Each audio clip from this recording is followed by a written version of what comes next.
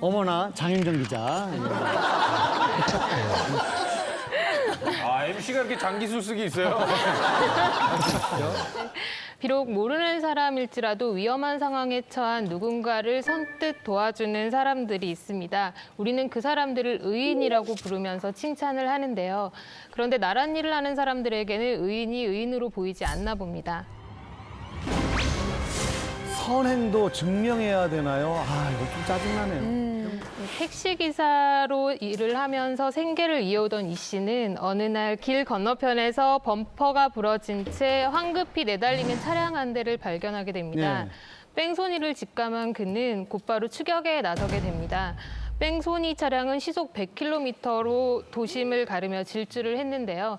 이 씨의 택시가 쫓아오는 것을 보자 이 사람은 위태로운 역주행을 시도를 하게 됩니다. 그 순간 이 씨는 다른 쪽으로 방향을 틀다가 미끄러지고 마는데요. 결국 공중전화 부수와 번호통을 들이받게 됩니다. 도주했던 뺑소니 차량 운전자는 다행히 얼마 지나지 않아 경찰에 붙잡혔는데요. 알고 보니 이 운전자는 운전면허 취소가 될 정도의 음주운전 상태였습니다. 이 씨는 경찰청장으로 표창장까지 받기도 했지만 그 이후에 그의 삶은 엉망이 되고 말았습니다. 당시 사고로 2차례 큰 수술을 받았어야 했고요. 또 목에 12개의 철심까지 받게 됐습니다. 땅을 내려다보지도 못하고 이제 이 사람은 장애 등급 4등급 판정을 받게 됩니다. 결국 더 이상 일을 할 수 없게 된 이 씨는 가뜩이나 어려웠던 생계가 더욱 어려워지게 됩니다. 그렇게 힘겨운 시간을 보내던 어느 날 이 씨는 지인에게 의사상자 신청을 해보라는 제안을 받게 되는데요. 의사상자 제도란 자신의 직무와는 상관없이 위험에 처한 다른 사람의 생명이나 재산을 구하다가 사망하거나 상해를 입은 사람을 나라가 이제 보상을 해주는 제도를 네. 말합니다. 민망한 마음도 들었지만 이 씨는 아픈 몸을 이끌고 보건복지부 산하 심사위원회에 의사상자 신청을 하게 됩니다. 하지만 그에게 돌아온 대답은 자격이 되지 않는다는 것이었습니다. 그런데 심사위원회가 설명하는 이 씨의 자격 불충분 사유는 조금 황당했는데요. 당시 뺑소니 사고는 급박한 사고가 아니었고 그 차량을 쫓아갔던 택시 운전자 이 씨는 본인이 그 사고 위험을 자초했다고 판단을 한 거였습니다. 진짜? 심지어 일부 심사위원들은 이 씨에게 프로 냄새가 난다면서 그를 보상금을 노린 사기꾼으로 몰아갔습니다. 억울했던 이 씨는 보건복지부를 상대로 법정 싸움에 나서게 되고요. 다행히 대법원에서는 이 씨의 손을 들어줘서 이 씨는 의사상자로 인정을 받게 됐습니다. 하지만 이런 과정에서 결국 5년의 시간이 걸렸고 그런 긴 법정 싸움 과정에서 이 씨는 외상후 스트레스 장애 판정까지 받는 등 병을 또 얻게 됐다고 합니다.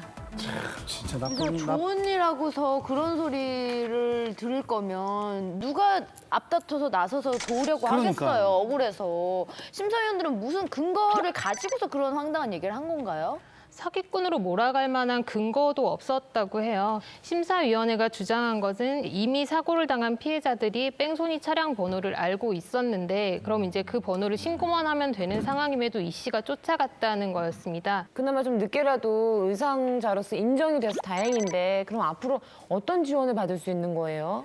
의상자로 인정이 되면 이제 부상자의 그 등급이 나뉘는데요. 당시 사고로 이 씨가 입은 상태는 한 3급 정도가 될 거라고 보이는데요. 지원을 받게 된다면 2억이 조금 안 되는 정도를 받게 되지 않을까 생각합니다. 그러면 의사상자 자격 심사 과정에서 이렇게 의심들이 많으면 정작 혜택을 받아야 할 의인들 중에서는 좀 다소 억울한 부분도 있겠어요. 네, 맞습니다. 지난 5년간 의사상자 신청을 낸 206명 가운데 인정을 받은 사람은 겨우 절반이 넘는 수준에 그치고 있다고 하는데요. 다른 사람을 구한 사람이라고 하더라도 보건복지부의 기준에 들지 않는다는 이유로 거절이 당하는 경우가 대다수라고 합니다.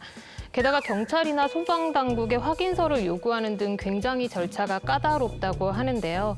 이런 복잡한 절차 때문에 진짜 의인이 제때 치료를 받지 못하게 되는 불상사는 없어야 될 것 같습니다. 예.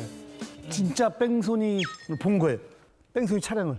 그럼 어떡할 거예요? 저는 제가 어렸을 때 어떤 사건을 목격을 했는데 목격자가 되면은 되게 집중을 받아요. 아, 이 사건의 목격자고 막 경찰이 막 집에 찾아와서 계속 그러면 사람이 되게 심리적으로 뭘 자세히 못 봤는데 자세히 본 것처럼 얘기를 해줘야 되는 것 같은 의무감을 저는 어렸으니까 더 그런 게 있더라고요. 그래서 물론 적극적으로 이렇게 사건을 해결하는 데 도움이 되면 좋지만은 반드시 조심해야 되는 부분도 그럴 있다. 때 약간 허언증 같은 게 있어가지고 뭐 보지도 않은 사실 얘기하면 진짜 까딱하면 그럴 뻔했어요. 수사에 혼선이 올 수 있죠. 네, 맞아요. 자, 장윤주 기자, 마지막으로 우리가 꼭 알아야 할 뭐 생활 법률 상식 말씀해 주시죠. 얼마 전까지만 해도 가짜 의인이었던 것이 밝혀지면은 그냥 줬던 지원금을 다시 돌려받는 정도로만 그치고 따로 처벌은 하지 않았었는데 이제 올해 7월부터는 이런 경우에 처벌이 강력해질 예정입니다. 가짜 의인 행세를 한 사람이나 그 사람을 도와준 사람 역시 징역 5년 이하를 받게 되거나 또는 5천만 원 이하의 벌금을 받게 된다고 합니다. 예.